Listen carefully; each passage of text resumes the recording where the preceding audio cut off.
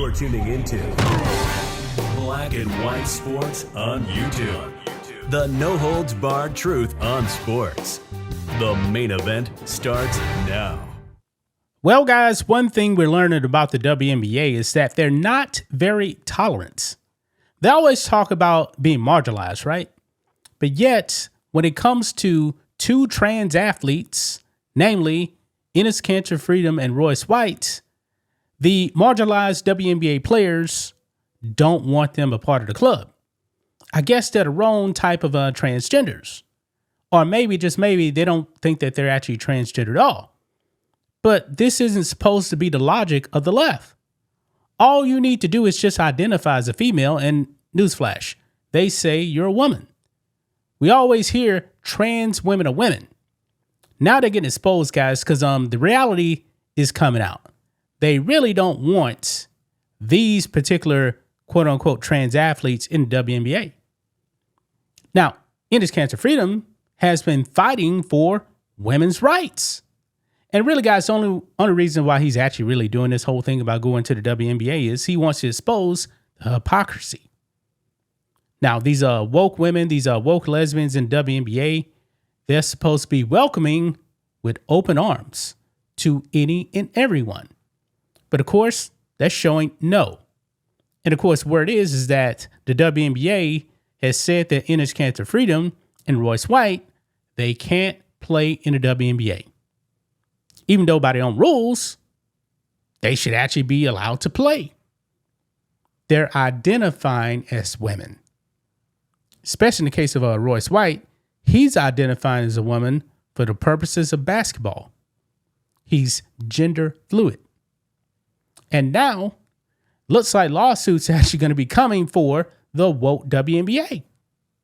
The WNBA, guys, has been behind every single social justice movement. But when it comes to this, oh no. As soon as the trans invasion starts knocking at their door, they're like, nah, you guys can't come in. But we're open to pretty much anybody else invading other women's sports. Or they'll say like Cameron Brink here of the Los Angeles Sparks, he's a non-issue. Obviously, I guess she never watched this channel because we have been covering the trans invasion of women's sports for 4 years. And it's been pretty bad when it comes to track and field, folks. We covered trans athletes track and field. We covered them in girls softball, boxing as well. Yeah, they better wake up. They better wake up, man, because the invasion, openly anyway, is coming. It really is coming. So if Enes Kanter Freedom and Royce White aren't real trans people, how about Julie Tatar over there in France? He's waiting for that call. But Cameron Brink now has come out and blasted Enes Kanter Freedom as a stupid piece of shit. Unbelievable. He's actually standing up for women more than women in the WNBA. The hypocrisy is out of control, folks. So let's go ahead and dive into this, guys. Here we go. Right over here. Cameron Brink blasts Enes Kanter Freedom over trans athletes. Stupid piece of shit. Now, you guys saw Enes Kanter Freedom go to a WNBA game in Chicago, got banned from the arena. They're probably going to get sued over that. And all he did was wear a shirt that said woman, noun, adult female. And what happened? Natasha Cloud lost her mind. Not only that, but also he was actually cheering for Sophie Cunningham as well. So I guess if you cheer for Sophie Cunningham, a woke WNBA player is going to get you kicked out the arena. Completely insane, guys, that the arena officials kicked Enes Kanter Freedom out. But anyway, let's go ahead and check out this clip right here, guys. Here we go. I mean, that's like such a big question. For me personally, I think when it comes to the trans issues that I believe you're talking about, I think it's a non-issue, and I think it's people trying to just come for the trans community, and I just don't stand for that. I think I don't even know what the fuck name is Kanter. Like, he's a stupid piece of shit. And I think a lot of people think that, and I think he's just trying to stay relevant. So I think people are tuned in for the right reasons, and it's great that we can all like talk about things that are important and hard, and you can have your opinions on that. But I think taking something that's like a non-issue right now and just trying to use it for clickbait, for views, for likes, and in targeting a vulnerable community is just really low. So. Wow. A non-issue. A non-issue. This is insane.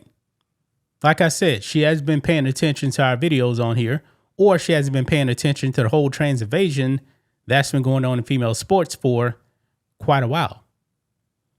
This is absolutely insane. A non-issue. And also, you know, the WNBA doesn't want to confirm the trans identity of Enes Kanter Freedom or Royce White. But look at this right here. This post right here sums it all up. So brave. This is Dr. Richard Levine. That was going by Dr. Rachel Levine, a vice admiral under the Biden administration. You know, for diversity, equity, inclusion, this person was in HHS. However, right here at the bottom, Enes Kanter Freedom in a wig and lipstick says not like that. Yeah. So the WNBA had no problems not saying anything about the trans invasion and other things, even in government. But all of a sudden, they're losing their mind over Enes Kanter Freedom and Royce White. She calls him a stupid piece of shit, when in reality, he's actually standing up for your rights as women. Folks, when it comes to this whole trans invasion thing, man, it definitely seems like men are actually standing up for women more than women. And if you are a woman that stands up for women in sports, a la Sophie Cunningham, they start attacking you. I mean, the logic, man, is completely insane. Women that stand up for women are attacked. Men that stand up for women are attacked. But if you actually stand up for the trans mafia and you're a woman, oh, that's stunning and brave then. Even though, in reality, Cameron Brink, let's just say the Sparks actually drafted Enes Kanter Freedom. And he got your number 22. He got your jersey. Because you're going to be out of a job.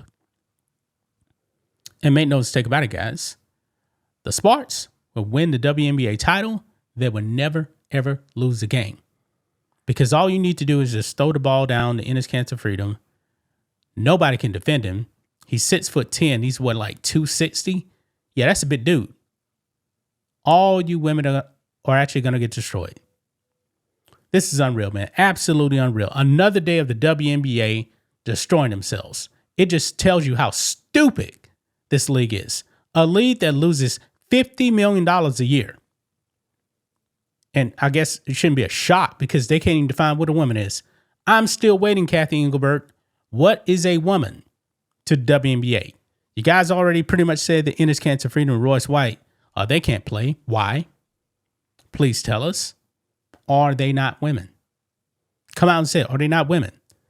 A simple solution, folks, to this whole thing is WNBA. All they need to do is just come out and say, hey, this league is only for biological women. Biological women who are actually born female at birth. That's all they need to do. And this whole thing would actually go away. But no, they don't want to do that because they're their own worst enemies. That's just my thoughts on this. What do you guys think of this?